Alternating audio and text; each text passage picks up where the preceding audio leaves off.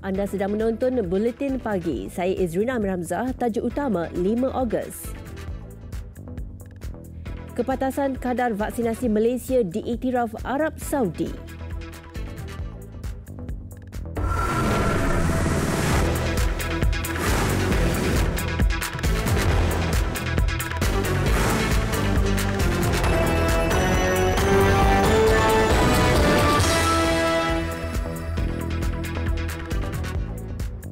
Assalamualaikum dan salam sejahtera.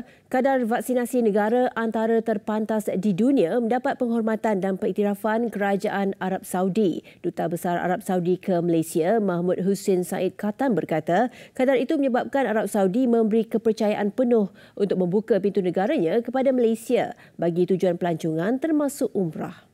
Perkara itu dikongsi kepada Menteri di Jabatan Perdana Menteri Hal Ehwal Agama, Datuk Dr. Zulkifli Muhammad Al-Bakri dalam kunjungannya semalam. Tambahnya, keberkesanan vaksin yang memperlihatkan 98.1% kes hanya di tahap 1 dan 2 serta kadar kesembuhan 81.37% menzahirkan sistem pengurusan kesihatan Malaysia yang teratur. Buat masa ini, Kerajaan Malaysia masih menunggu kenyataan rasmi daripada Kementerian Haji dan Umrah Arab Saudi berhubung permohonan visa umrah bagi rakyat Malaysia. Datuk Dr. Zulkifli menyeru kepada umat Islam di negara ini memperbanyakkan doa agar pandemik COVID-19 segera pulih agar rakyat dapat kembali menziarahi Tanah Suci Mekah dalam masa terdekat. Malaysia disenaraikan antara 49 negara yang diberi kelulusan oleh Arab Saudi bagi tujuan pelancongan termasuk umrah bermula 1 Ogos lalu. Pentadbiran Kerajaan Negeri Melaka tidak terjejas meskipun berlaku krisis politik di peringkat persekutuan. Ketua Menteri Melaka, Datuk Seri Sulaiman Mat Ali berkata, pihaknya akan terus memberi fokus kepada kepentingan rakyat terutama dalam menangani pandemik COVID-19. Jadi politik Melaka ni saya serahkan kepada kepimpinan. Saya ada kepimpinan di peringkat federal dan saya ada kepimpinan di peringkat negeri. Jadi apapun, I'm the party man. Saya akur kepada apa saja keputusan parti. Itu sajalah yang dapat saya maklumkan.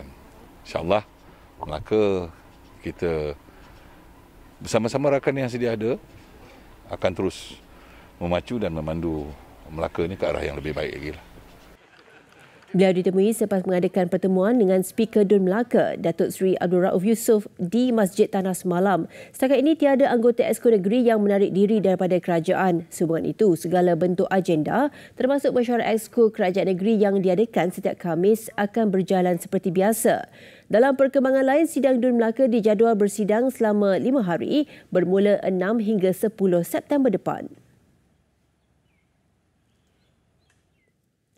Situasi sama juga di Kedah. Menteri Besarnya Muhammad Sanusi Mak Noor berkata perjalanan pentadbiran kerajaan negeri berjalan seperti biasa dan mendapat sokongan semua ahli Majlis Mesyuarat Kerajaan Negeri dari Parti PAS, Bersatu dan UMNO. Saya pun telah menyimak maklum pada Ketua Duli Yang Maha Mulia Tuanku Sultan Kedah bahawa apa-apa keputusan di federal tidak menjejaskan kestabilan kerajaan negeri di Kedah. Sekat itu sajalah. Dan setakat ini hubungan masih kekal di USAW ini ya? Ya. Sidang DUN Kedah yang dijadualkan pada 20 hingga 23 September ini akan dirasmikan Sultan Kedah, Sultan Salihuddin, Sultan Badlishah secara maya. Mengulas PKPD di Bukit Malut Langkawi, beliau berkata warga asing di situ tidak akan ditahan semasa membuat ujian saringan atau mendapatkan vaksinasi COVID-19. Menteri Besar Muhammad Sanusi Mak Noor memberikan jaminan itu bagi menggalakkan warga asing yang tinggal di penempatan berkenaan turut terlibat secara aktif dalam usaha pencegahan penularan COVID-19. PKPD kita kepung semua kawasan Bukit Malut dan kita beri vaksin kepada semua yang kita temui dalam itulah. Tapi vaksinasi ini masih lagi atas dasar sukarela. Belum ada akta untuk mewajibkan pengambilan vaksin. Cuma diberi penekanan untuk ambillah kan, khususnya untuk warga negara. Kerana mereka mendiami satu kawasan yang sama, kita nak mereka semua diberi vaksin. Jelasnya, pusat vaksinasi bergerak sudah ditempatkan di penempatan Bukit Malut bagi memudahkan penduduk menerima vaksin. Hasilnya, ramai penduduk hadir bagi mendapatkan vaksin. Rekod terbaru katanya menunjukkan lebih 10,000 orang menduduki penempatan itu dengan hampir separuh daripadanya warga asing. Beliau berkata demikian dalam sidang selepas mempengerusikan mesyuarat Exco yang diadakan secara maya.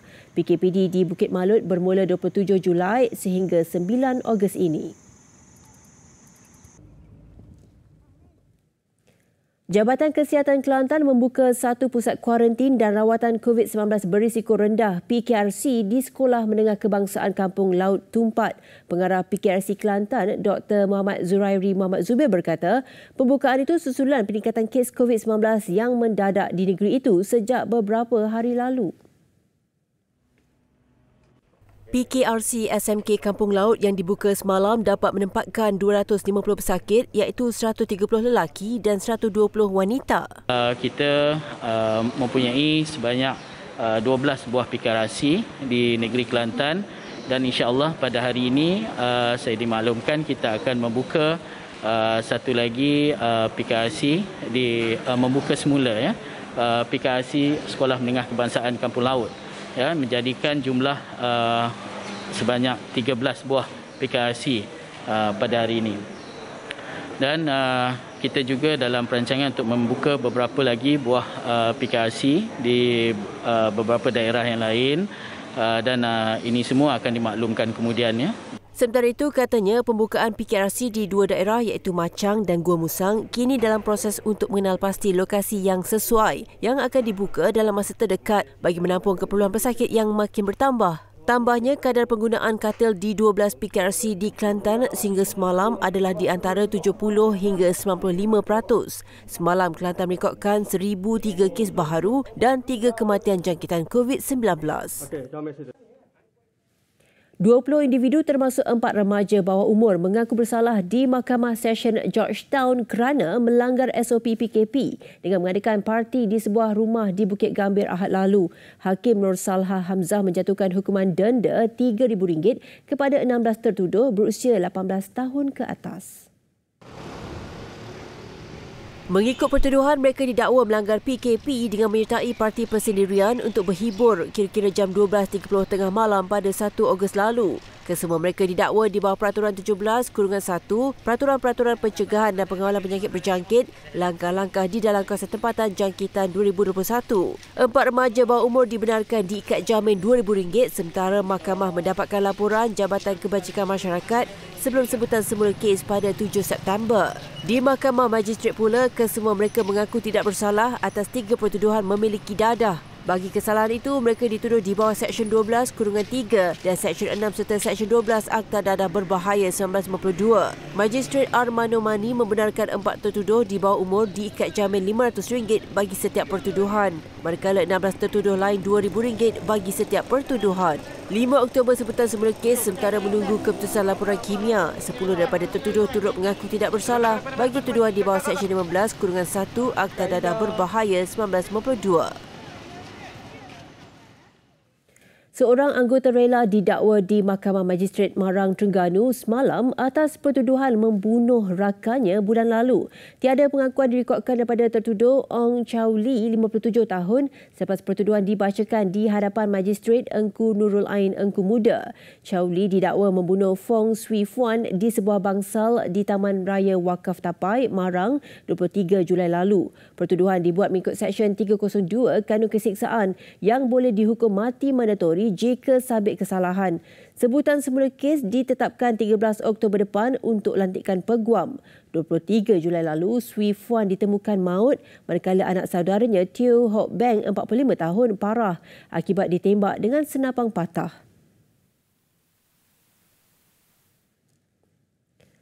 Seorang bekas pembantu pembangunan masyarakat di JKM Daerah Timur Laut dihadapkan ke Mahkamah Magistrate Georgetown semalam atas 25 pertuduhan penyelewengan wang jabatan lebih RM107,000 antara tahun 2014 hingga 2017.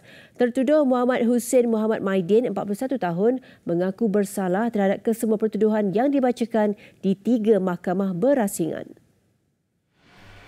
Di hadapan Magistrate Armando Mani, Muhammad Hussein mengaku bersalah terhadap 12 pertuduhan mengikut Seksyen 29 Kurungan 1 Akta Kesalahan Kecil 1995 kerana gagal memberi penjelasan munasabah terhadap wang dalam akaun milikkannya berjumlah RM52,49 dalam tempoh 2014 hingga 2017.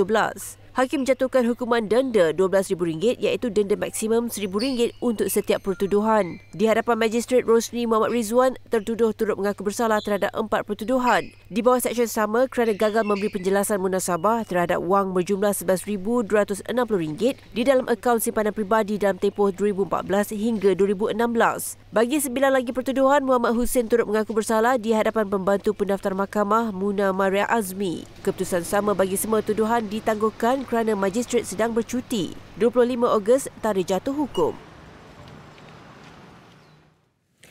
Mayat bayi perempuan baru lahir ditemui di dalam longkang di balik Pulau Pinang petang semalam sempat dipercayai dibuang ibu kandungnya. Ketua Polis Daerah Barat Daya, Superintendent Kamarul Rizal Jenal berkata, suspek seorang warga negara asing ditahan untuk membantu siasatan. Katanya suspek penjaga warga emas pengsan di rumah majikan sebelum dihantar ke hospital balik pulau untuk rawatan pagi semalam. Pemeriksaan mendapati suspek berusia 35 tahun itu mengalami pendarahan dan kemudiannya menemui uri tanpa bayi di dalam rahimnya. Namun suspek enggan memaklumkan di mana bayinya telah dilahirkan sebelum kejadian itu dimaklumkan kepada polis.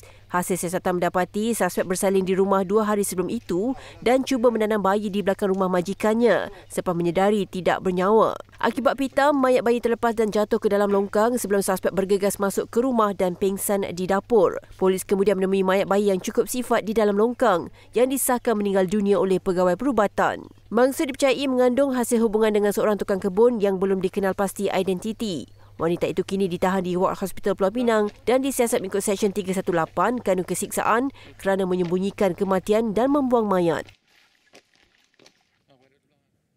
Sementara itu, di Sabah, mayat bayi lelaki ditemui di tangga sebuah premis perniagaan di Jalan Bundusan Penampang semalam. Bayi yang dipercayai baru dilahirkan itu ditemui orang awam sebelum menghubungi polis. Ketua Polis Daerah Penampang, Deputi Superintendent Muhammad Haris Ibrahim dalam kenyataannya berkata pihaknya menerima makluman jam 1.10 tengah hari. Menurutnya, sebaik tiba di lokasi, didapati mayat bayi lelaki terbabit diletakkan dalam beg plastik. Pasukan perubatan yang tiba kemudiannya mengesahkan bayi itu sudah meninggal dunia dalam tempoh kira-kira 6 jam sebelum ditemui. Orang awam yang mempunyai maklumat berhubung kejadian diminta menghubungi bilik gerakan Ibu Pejabat Polis Daerah IPD Penampang.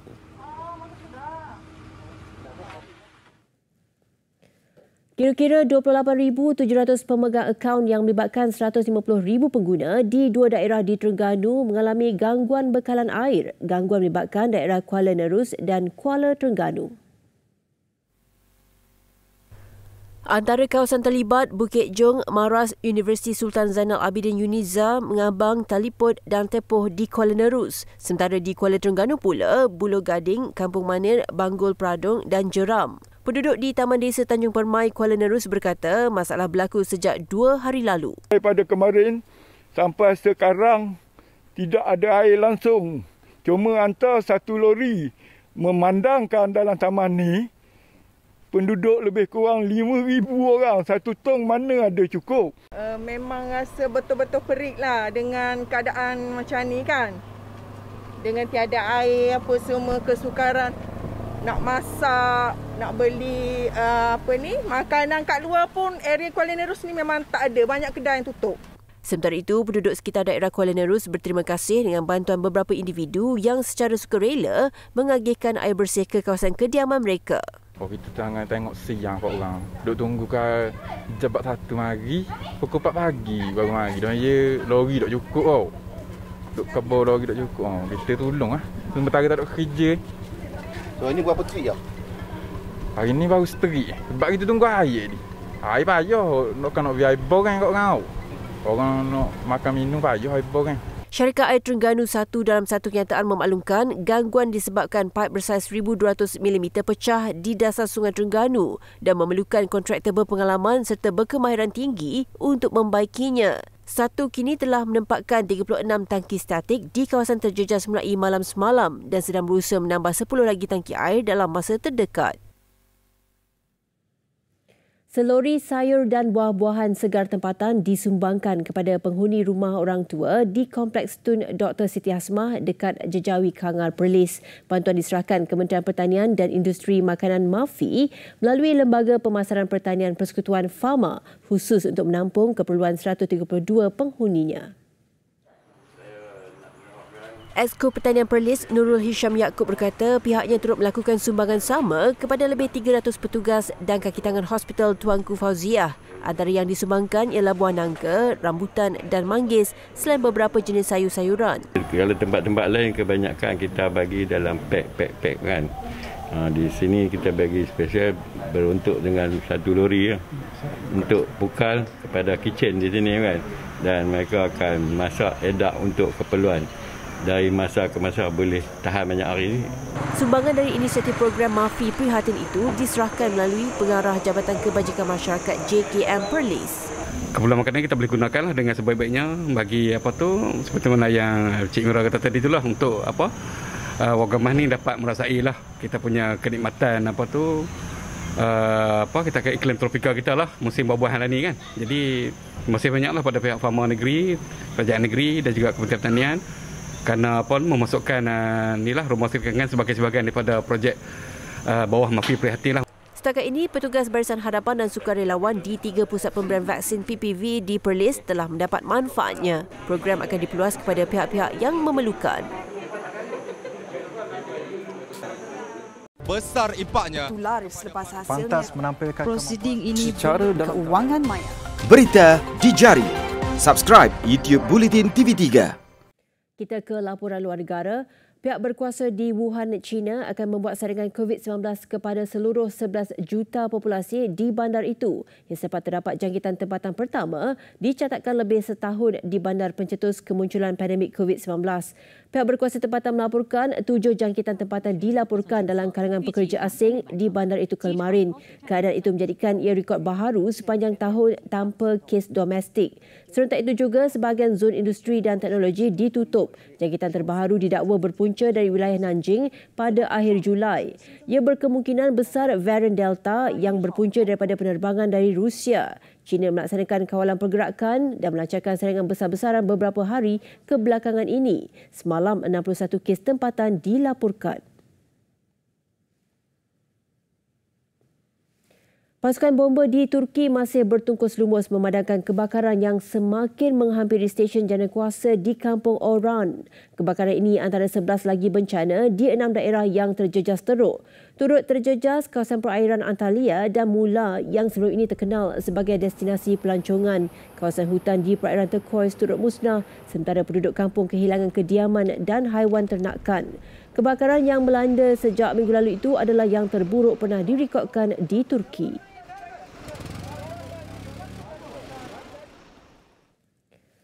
Kes seorang kanak-kanak perempuan berusia 9 tahun dari kasta rendah didakwa dirogol dan dibunuh telah mencetuskan tunjuk perasaan yang memasuki hari ketiga di ibu negara India semalam.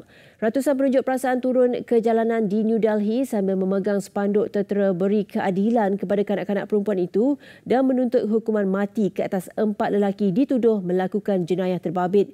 Komuniti Dalit iaitu kasta terendah membabitkan sejumlah 200 juta warga dikatakan telah sekian lama berdepan diskriminasi dan penganiayaan di India. Malah serangan ke atas mereka dilaporkan meningkat sejak wabak COVID-19 tercetus. Ketua Menteri Delhi Arvind Kejriwal melalui ciapan dalam Twitter semalam menegaskan serangan itu didakwa sangat kejam dan memalukan. Besar impaknya. Tular selepas hasilnya. Pantas menampilkan prosiding ini keuangan maya. Berita di jari. Subscribe YouTube Bulletin TV3. Laporan sukan, 5 gol terhasil dalam 2 aksi Liga Super bagi minggu ke-17 yang berlangsung malam tadi.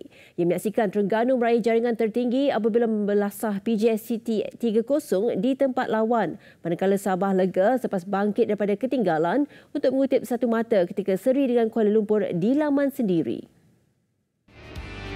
Terengganu terus mengukuhkan kedudukan di tangga kedua selepas membenam PJ City 3-0 di Stadium Majlis Bandaraya Petaling Jaya. Anak didik Nafuzi Zain bermula garang apabila membuka tirai jaringan seawal minit ke-13 hasil jaringan Dashi Marcel.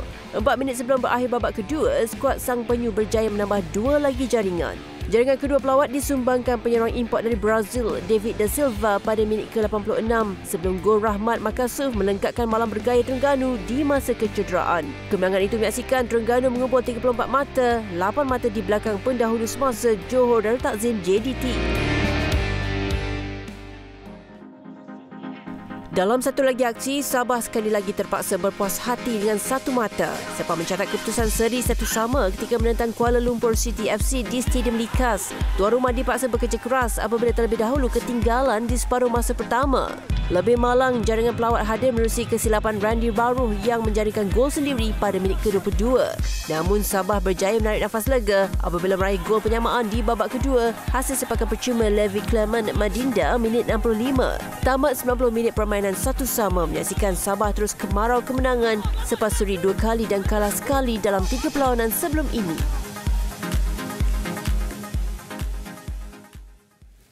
Dalam aksi Liga Perdana pula, 3 perlawanan turut berlangsung semalam. Ia menyaksikan hanya 1 perlawanan berkesudahan seri dalam pertemuan Kelantan United dan Selangor 2. Manakala Negeri Sembilan dan JDT 2 menepati ramalan mudah menjinakkan lawan masing-masing.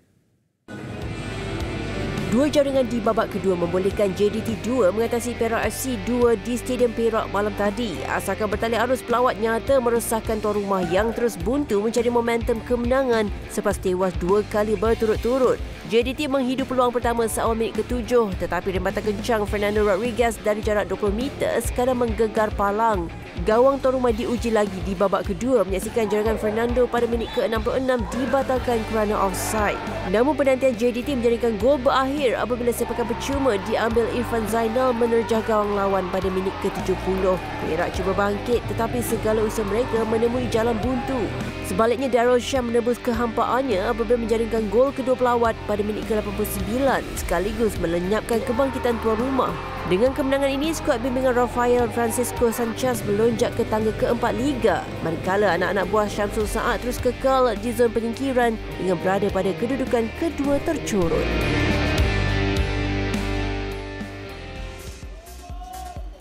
Dalam satu lagi aksi, Negeri Sembilan mengutip 3 mata penuh apabila menang 2-1 ke atas skuad projek FAM MSN di Stadium UiTM Shah Alam. Mereka mendahului 1-0 pada minit ke-11 menerusi jaringan pemain import Alan Kakono. Bersambung babak kedua, Negeri Sembilan terus mengasak dalam usaha untuk menggandakan kedudukan semasa. Dan usaha itu berhasil selepas Zakuan Adam meraih hadiah hari jadinya yang ke-33 pada 3 Ogos lalu apabila meledak gol kedua pelawat pada minit ke-55. Skuad projek FAM MSN kendalian Yusri Ceklah cuba menyalakan amaran kebangkitan selepas jaringan Azhar Haras Arman minit ke-67. Namun ia tidak memadai dengan kedudukan 1-2 memihak Negeri Sembilan itu kekal sehingga tamat permainan. Kemenangan ini membawa Negeri Sembilan mengatasi Terengganu FC 2 di puncak Liga buat seketika dengan 29 mata. TFC 2 yang mengutip 28 mata masih mempunyai 1 perlawanan dalam tangan dan akan menentang PDRM FC 8 Ogos ini. Sekian paparan pagi ini. Jaga diri, jaga keluarga. Semoga kita semua dilindungi daripada jangkitan COVID-19. Saya Izrina Amir Hamzah. Terus hidupkan pagi anda dengan Malaysia hari ini selepas ini.